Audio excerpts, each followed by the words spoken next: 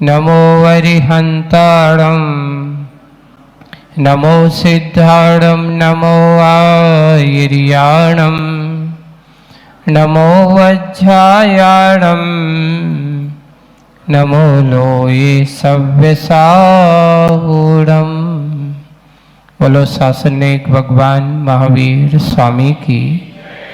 मूल नायक देवादिदेव 1008 श्री शंभुनाथ भगवान की। परम पूज्य आचार्य गुरुवर श्री विद्यासागर जी महाराज की। आचार्य श्री समय सागर जी महाराज की। 3 कम 9 करोड़ मुनि राजों की। अहिंसा परमो धर्म की। बोलिए मुनि 108 अजीत सागर जी महाराज की। बोलिए मुनि संघ की जय।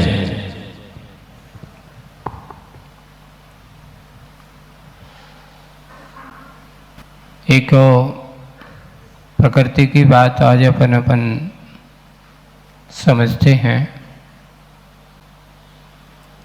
कहा जाता है जैसे आदमी की दृष्टि होती है वैसी सृष्टि का रूप दिखाई देता है। अगर व्यक्ति की दृष्टि अच्छी हो तो बुरी दृष्टि में भी यानी बुरी प्रकृति में भी अच्छाई कहीं ना कहीं खोज ही लेता है। लेकिन अगर जिसकी दृष्टि में बुराई पहले से भरी हो तो कितनी अच्छी दिखाई दे दो, वो कहीं ना कहीं से उसमें से कमी खोज ही निकाल लेगा। सृष्टि के अनुसार दृष्टि होना चाहिए कि दृष्टि के अनुसार सृष्टि होना चाहिए? बताओ। अब आप कहोगे महाराज दुविधा तो दोनों तरफ है। यहाँ आप स्वयं कह रहे हो कि दृष्टि के अनुसार सृष्टि होती है और वहाँ आप कह रहे हो कि सृष्टि के अनुसार दृष्टि होना चाहिए। सम्यक दृष्टि कैसा होता है? सम्यक दृष्टि की दृष्टि और एक मिथ्या दृष्टि की दृष्टि, दोनों में बहुत अंतर होता है। सम्यक दृष्टि की दृष्टि ये होती है कि जहां समीचीनता है तो वहां तो समीचीन रूप से देखता ही है, लेकिन जहां विपरीतता हो वहां पर भी समीचीन रूप से देखता है। उसका नाम सम्यक दृष्टि है। विपरीत में भी समीचीनता का भाव बनाए रखना, प्रतिकूलता में अनुकूलता का भाव बनाए रखना, यह सम्यक दृष्टि का स्वभाव होता है।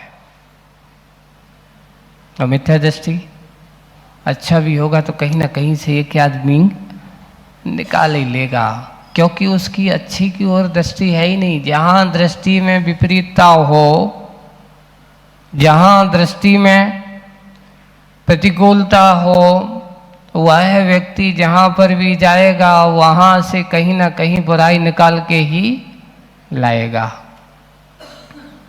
जैसे कैसे कई लोग होते हैं, आप क्या करें, वहाँ गए बहुत अच्छा था। मान लो एक बार एक बहुत अच्छा प्रसंग था कि एक व्यक्ति था, गांव का अच्छा बड़ा बुजुर्ग आदमी है। कुछ दिन पहले उसके यहाँ बेटे की शादी हुई और उसने अच्छी शादी वगैरह कराई, समाज को अच्छा भोज दिया, है ना। अब भोज दिया तो उसने अपना बहुमान, संयोग ये हुआ कि उसी के समकक्ष एक दूसरे व्यक्ति की भी उसकी बिटिया की शादी हुई। या बिटिया की शादी हो तो उसने भी समाज के लिए अच्छे भोज हुआ। अंतर ये हुआ कि जिसकी बिटिया की शादी थी उसके भोज में थोड़ा सा विशेषता थी। अब क्या करें, तुलना होने लगी। अरे फलाने के यहाँ शादी हुई थी, उसकी बेटी की शादी में जो भोजन था उससे कई गुना अच्छा। वो सामने वाला भी वहाँ सुन रहा था। वो क्या करता है, अब देखो, आज बहुत अच्छा, सब कुछ अच्छा था, ऐसा नहीं बहुत अच्छा था, लेकिन थोड़ा सा नमक ज्यादा था। उसने क्या दिए दिया धीरे से, प्रशंसा के बाद एक कहावत है ना कि सहला कर एक चांटा देना, है ना। पहले सलाह दिया और फिर धीरे से एक चाटा दे देना। कई मिथ्या दृष्टियों की दृष्टि भी ऐसे ही होती है। सामने क्या करेंगे? प्रशंसा की बात करेंगे। क्यों? क्योंकि नहीं करेंगे तो आज भी पिट जाएंगे। ऐसे ही मौके की तलाश में रहते हैं। वही है, ज्ञानी और अज्ञानी की दृष्टियां यहीं पर होती हैं। सम्यक दृष्टि का स्वरूप और मिथ्या दृष्टि का स्वरूप होता है। उसको कितना अच्छा भी दे दो, कहीं ना कहीं से वो बुराई निकाल ही लेगा। और सम्यक दृष्टि कितना भी बुरा क्यों ना हो, कहीं ना कहीं से वहां से अच्छाई निकाल ही लेगा। हम लोगों को एक उदाहरण देते हैं। सम्यक दृष्टि का स्वभाव कैसा होता है, मिथ्या दृष्टि का स्वभाव कैसा होता है। देखिए, कीचड़ में कमल खिला। कहाँ खिला? कीचड़ है, दलदल है, वहां पे क्या खिला हुआ है? कमल खिला हुआ है। दो प्राणी गए, एक मक्खी है। मक्खी को देखना, वो जाकर के कमल पे बैठी नहीं मिलेगी तुम्हें। कहाँ मिलेगी? कीचड़ में, दलदल में, दुर्गंध के वातावरण में। क्यों? उसको अच्छाई पसंद नहीं है। लेकिन भौरा, दोनों चार इंद्रिय हैं। मक्खी भी चार इंद्रिय है और भौरा भी चार इंद्रिय है। कभी भौरे को कीचड़ पे बैठा देखा? कहाँ बैठेगा वो? वो जाकर के कमल के ऊपर बैठेगा। देखिए, एक कमल है, दो प्राणी हैं। मक्खी भी चार इंद्रिय है, भौरा भी चार इंद्रिय है, पर एक को कीचड़ पसंद है और एक को कमल की खुशबू पसंद है। सम्यक दृष्टि और मिथ्या दृष्टि भी ऐसे ही होते हैं। एक मक्खी के स्वभाव का है और एक भौरे के स्वभाव का है। क्योंकि जिसको गुण ग्रहण की दृष्टि होती वो अच्छाई की ओर जाता है, भौरे के जैसा। और जिनको बुराई ही पसंद हो तो मक्खी जैसा, कीचड़ के गंदगी ही पसंद हुआ करती, बुराई ही उसे पसंद होती है। आपके शरीर में अगर पूरा अच्छा सब कुछ साफ सुथरा हो, है ना, तो वहां मक्खी बैठना पसंद नहीं करती। अगर थोड़ा सा कहीं घाव हो जाए, बार बार आएगी, वहीं बैठेगी, बार बार परेशान करेगी आदमी को। ऐसे ही होते हैं कि दृष्टि का अंतर यही है। सम्यक दृष्टि का स्वभाव और मिथ्या दृष्टि का स्वभाव। आज की कविता भी दृष्टि का अंतर की बात करने वाली है। इसलिए भूमिका के रूप में आज सृष्टि के अनुसार, दृष्टि के अनुसार सृष्टि। तो देखिए, आज वर्तमान युग के लोगों की दृष्टि कहाँ कैसी है। आचार्य जी ने बहुत अच्छी कल्पना की है वर्तमान के इस परिवेश में। शीर्षक है कुटिया। देखिए क्या नाम है? कुटिया। आज की कविता का शीर्षक है, पेज नंबर 45। ओरी कली की सृष्टि। कली का अर्थ है इस कलिकाल की सृष्टि। यहाँ पर कली का अर्थ ये नहीं ले, वो नहीं लेना।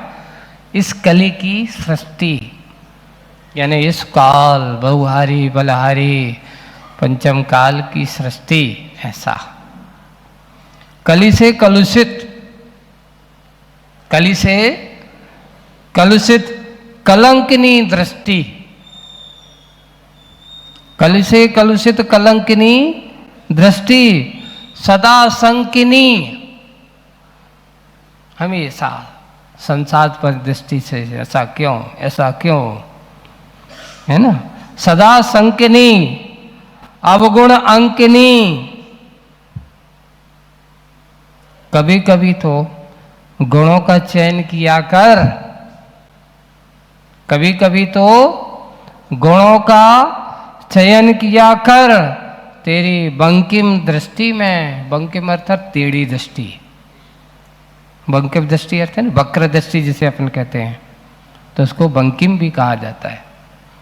कभी कभी तो बंकिम दृष्टि में केवल अवगुण ही झलकते हैं क्या?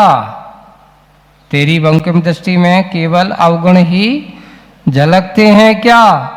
यहाँ गुण भी बिखरे हैं, यहाँ पर गुण भी बिखरे हैं। तरतमता हो भले ही, तरतमता का अर्थ हीना दिखता है ना, तरतमता का अर्थ होता है हीना दिखता। कहीं कम हो सकते कोई, कभी कभार किसी के पास गुण कम हो सकते, दोष ज़्यादा हो सकते हैं। किसी के पास गुण ज़्यादा हैं, दोष कम है, वही बात है। तरतमता ही भले ही, ऐसा कोई जीवन नहीं, ऐसा कोई जीवन नहीं कि जिसमें एक भी गुण नहीं मिलता हो। नगर उपनगर में, पुर गोपुर में अभ्रलेह प्रसाद हो। अब यहाँ आप सोचेंगे अभ्रलेह का अर्थ क्या था?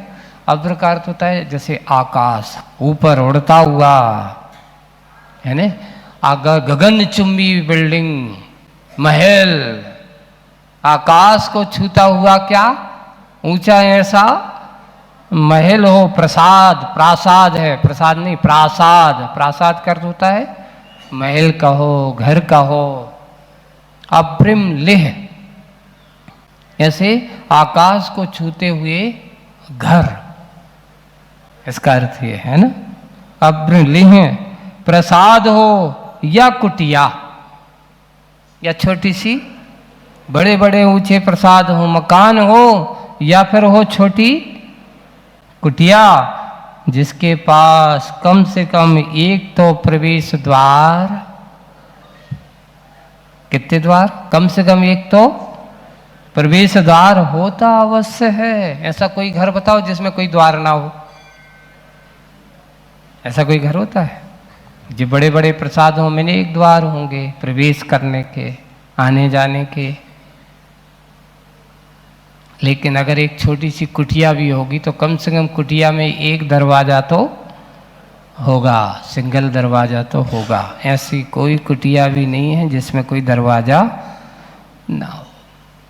अर्थात उदाहरण देकर के हमें ये बताया गया है कि हमेशा ये मत कहो कि सब बुरे हैं,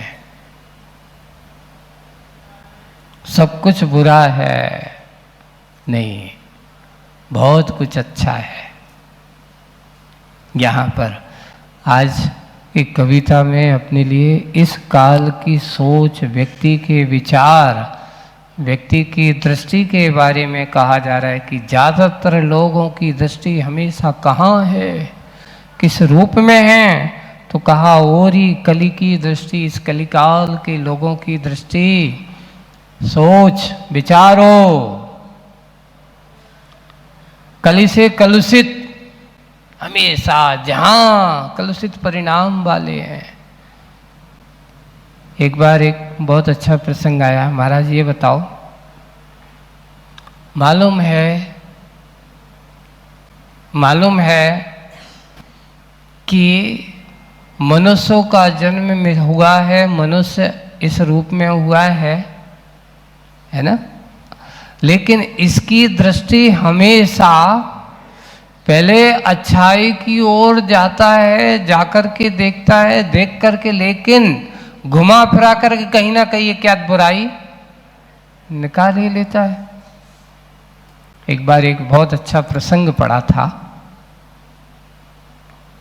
एक कोई साहित्य की पुस्तक थी शायद, उसमें कहा कि वर्तमान के लोगों की दृष्टि कैसी है कि एक व्यक्ति यात्रा कर रहा है, जा रहा है, पैदल जा रहा है, रास्ते में एक अच्छा सुंदर गुलाब का उद्यान आया। क्या आया? सुंदर गुलाब का उद्यान आया। अब वहां जाकर के खड़ा हो गया,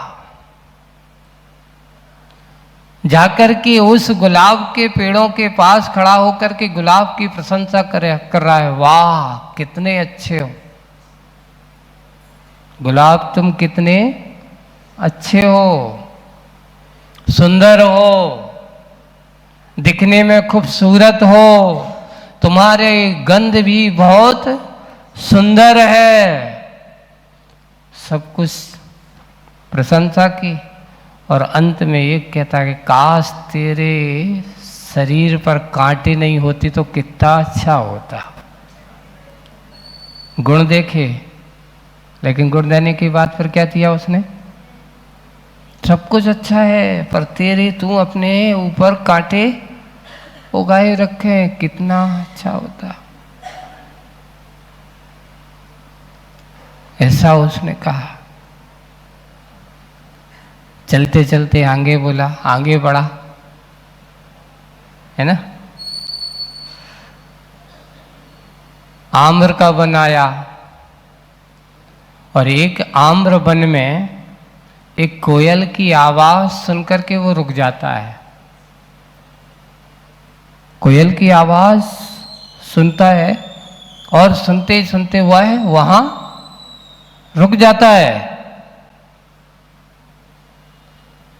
और कहता है वाह कितनी अच्छी आवाज है, दिखने में भी सुंदर है। सब कुछ उस कोयल की प्रशंसा की और फिर एक बुराई क्या करती? कोयल तू कितनी अच्छी है, कितनी मधुर आवाज है, दिखने में सुंदर है, सब कुछ है, काश अगर काली नहीं होती तो कितना अच्छा होता। एक दोषारोपण लगा दिया है। काश काली नहीं होती तो कितना अच्छा होता आदमी के पास से। चलते चलते आगे पहुंच गया एक समुद्र के किनारे, है ना। समुद्र के किनारे पहुंचा और पहुंच करके देखता है वाह कितना विशाल, कितना गहरा, कितना गंभीर, है ना। तुझमें जो भी आए सबको सवा लेता है। तो उसकी प्रशंसा करता है, सागर तुम कितने विशाल हो, कितने गंभीर हो, है ना, कि सबको जगह, जितनी भी नदियां धरती की सारी नदियां आ जाए सबको मिला लेते हो।